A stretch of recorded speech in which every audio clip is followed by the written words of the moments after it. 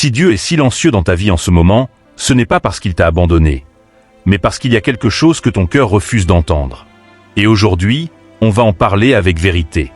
Reste jusqu'au bout, parce que ce message peut rouvrir un ciel qui s'est fermé. Abonne-toi maintenant à la chaîne Sagesse Chrétienne 2.0, parce qu'ici, on ne survole pas la foi, on la vit en profondeur. Quand Dieu se tait, la première réaction humaine est presque toujours la même.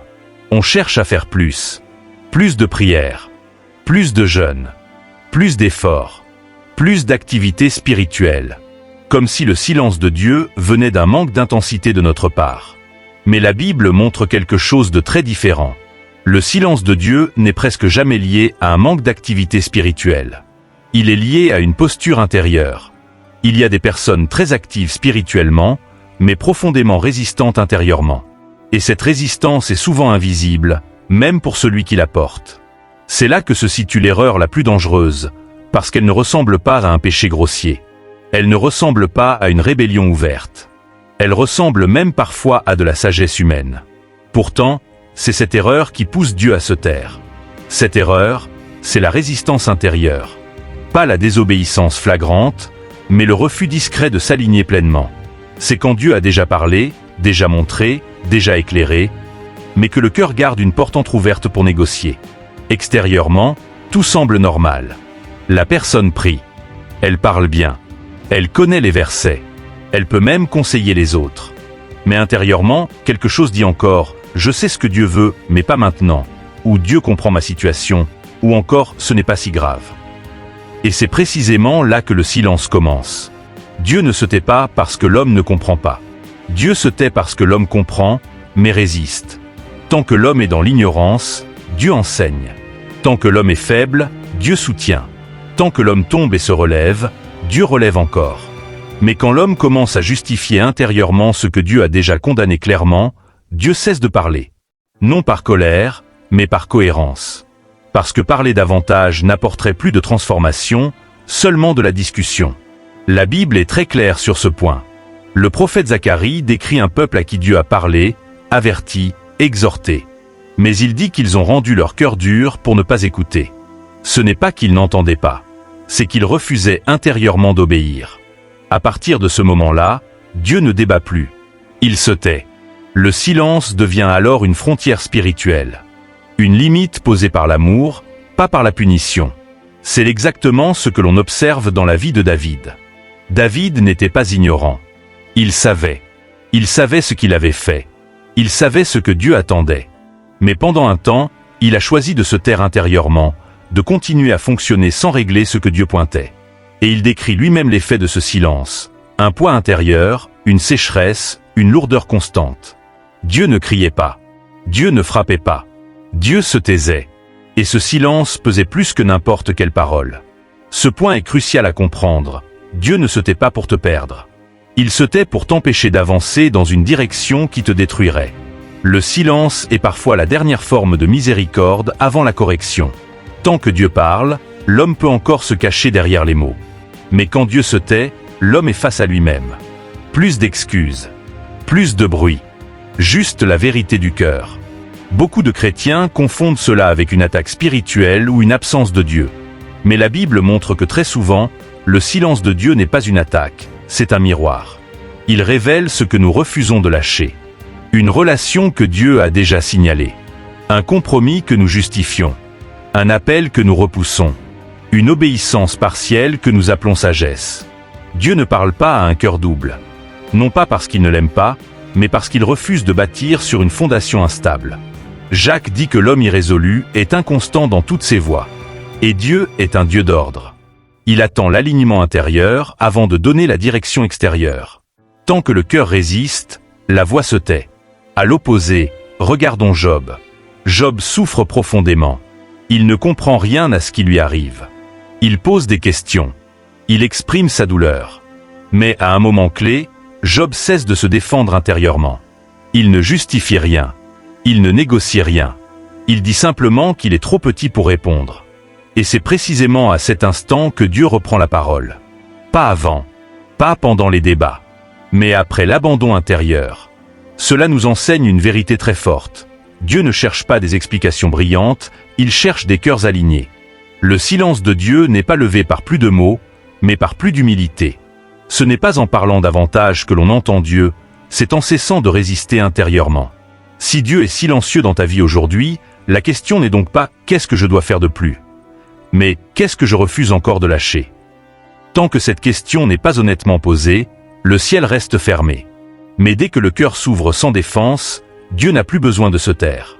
Prends un instant, pas pour répondre, pas pour te justifier, juste pour écouter ce que ton cœur sait déjà. Parce que Dieu a souvent déjà parlé. Et son silence actuel est peut-être simplement l'écho de ce que tu n'as pas encore accepté. Il faut maintenant aller plus loin, parce que beaucoup de personnes comprennent intellectuellement que Dieu peut se taire, mais elles ne comprennent pas pourquoi ce silence dure parfois des semaines, des mois, voire des années.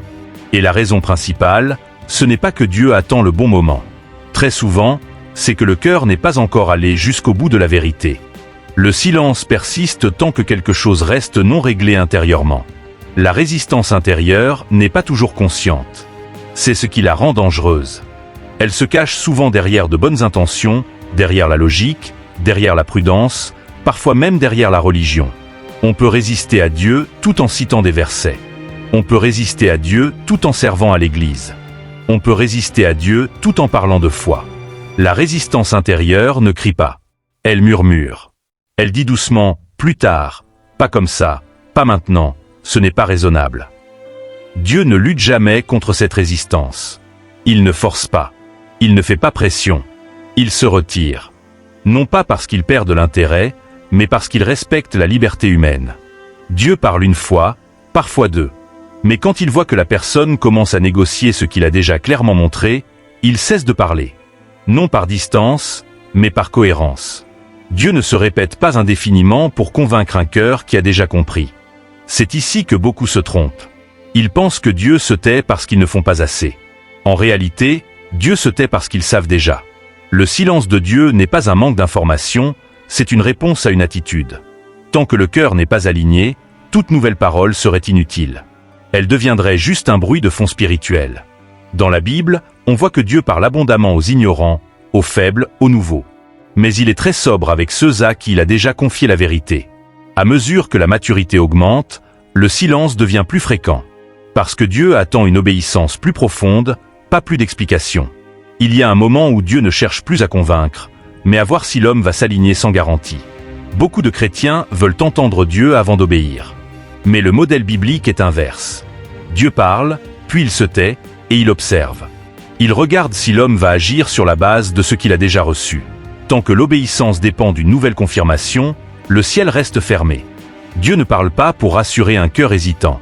Il parle pour guider un cœur disposé. C'est exactement ce que l'on voit dans l'attitude de Jésus-Christ face à certaines personnes.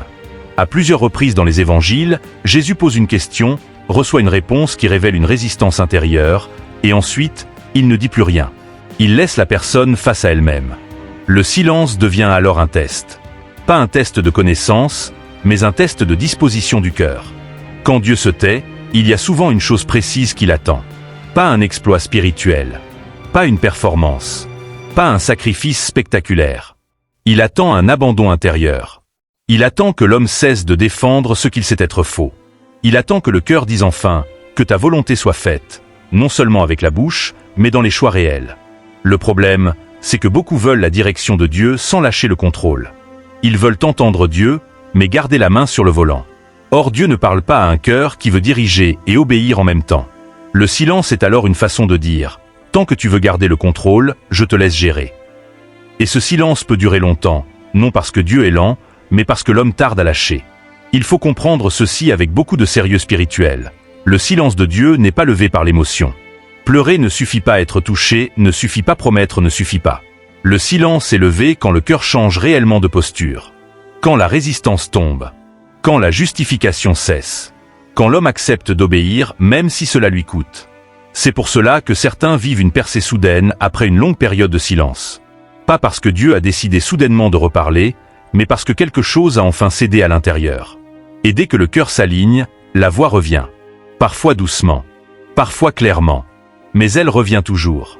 Si Dieu est silencieux dans ta vie, pose-toi cette question sans te défendre intérieurement. Qu'est-ce que Dieu m'a déjà montré et que je n'ai pas encore accepté pleinement? Pas ce que les autres voient. Pas ce que tu montres en public, mais ce que toi, tu sais, quand tu es seul. Tant que cette question reste évitée, le silence reste installé. Le silence de Dieu n'est donc pas une fin. C'est un passage. Mais c'est un passage exigeant. Il demande de l'honnêteté. Il demande de l'humilité. Il demande parfois de renoncer à quelque chose que l'on aime, mais qui empêche d'avancer. Dieu se tait non pour fermer la relation, mais pour la purifier. Quand le silence de Dieu dure, beaucoup finissent par croire qu'il n'y a rien à faire, qu'il faut simplement attendre que le ciel décide de reparler. Mais la Bible ne présente jamais le silence de Dieu comme une fatalité. Elle le présente comme une invitation. Une invitation exigeante, mais libératrice. Dieu ne se tait jamais sans raison, et il ne se tait jamais sans issue. Le silence a toujours un but précis, et ce but n'est pas de créer de la distance, mais de rétablir un alignement. Dieu recommence à parler quand le cœur cesse de se défendre. Pas quand il devient parfait, mais quand il devient vrai. Beaucoup confondent repentance et culpabilité. La culpabilité pleure, se condamne, se promet de faire mieux. La repentance, elle, s'aligne. Elle change de posture. Elle cesse de négocier. Tant que l'homme se justifie intérieurement, même subtilement, le silence demeure. Mais dès que cette justification tombe, quelque chose se passe dans le monde spirituel. Le ciel n'est plus fermé. Il est de nouveau attentif. Il faut comprendre que Dieu ne parle pas pour informer, mais pour diriger. S'il se tait, c'est souvent parce que la direction est déjà connue, mais refusée. Dieu n'ajoute pas de nouvelles instructions tant que les anciennes ne sont pas honorées. C'est une loi spirituelle que l'on retrouve partout dans l'Écriture. Quand l'homme obéit à la lumière qu'il a déjà reçue, Dieu lui en donne davantage. Mais quand il résiste à cette lumière, l'obscurité augmente, non parce que Dieu est cruel, mais parce que la lumière refusée se retire. À un moment donné, chaque croyant arrive à un point où la relation avec Dieu ne peut plus rester superficielle. Ce qui fonctionnait avant ne fonctionne plus. Les prières deviennent lourdes. Les versets ne résonnent plus comme avant. La présence semble distante. Ce n'est pas un recul, c'est une invitation à mûrir. Dieu appelle alors à une foi plus profonde, moins émotionnelle, plus obéissante. Et tant que ce passage n'est pas accepté, le silence persiste. Dans les évangiles, on observe que Jésus-Christ parle beaucoup aux foules, mais très peu à ceux qui résistent intérieurement. À certains, il pose une question, reçoit une réponse qui révèle le cœur, puis il se tait. Il ne force jamais la décision. Il laisse le silence faire son œuvre. Parce que le silence confronte sans condamner. Il met l'homme face à sa propre vérité. Dieu recommence à parler quand l'homme accepte de perdre le contrôle. Tant que l'on veut comprendre avant d'obéir, tant que l'on veut des garanties avant de s'engager, tant que l'on veut sécuriser l'issue avant de faire confiance, le silence reste. Dieu parle à ceux qui sont prêts à avancer sans tout voir. Il parle à ceux qui disent intérieurement « Même si je ne comprends pas, je te fais confiance ». Il est important de dire ceci avec clarté.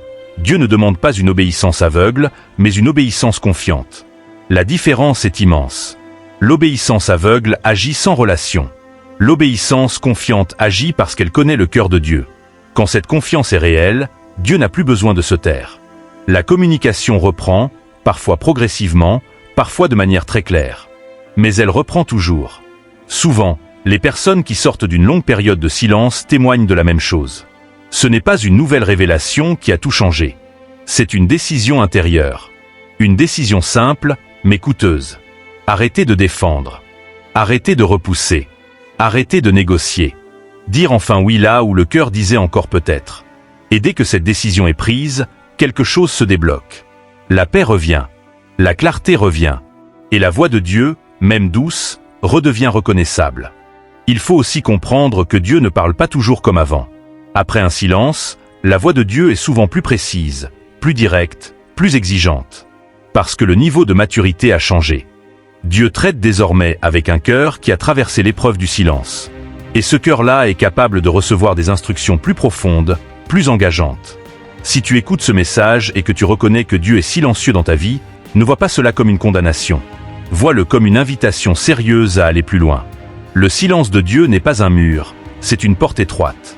Peu acceptent de la franchir parce qu'elle demande un abandon réel. Mais ceux qui la franchissent découvrent une relation plus profonde, plus stable, plus vraie. Prends un moment, pas pour parler, pas pour promettre, pas pour expliquer. Juste pour être honnête devant Dieu. Qu'est-ce que tu sais déjà, mais que tu n'as pas encore accepté pleinement? Là se trouve la clé. Pas dans une nouvelle prière, pas dans un nouvel enseignement, mais dans un alignement intérieur sincère. Quand cet alignement est réel, Dieu n'a plus aucune raison de se taire. Abonne-toi à la chaîne Sagesse chrétienne 2.0, parce que ces enseignements ne sont pas faits pour être consommés rapidement, mais pour accompagner une transformation profonde et durable. Active la cloche et reste fidèle, car cette chaîne est destinée à ceux qui veulent entendre Dieu clairement, marcher avec discernement, et vivre une foi qui ne se contente pas des apparences, mais qui va jusqu'au bout de la vérité.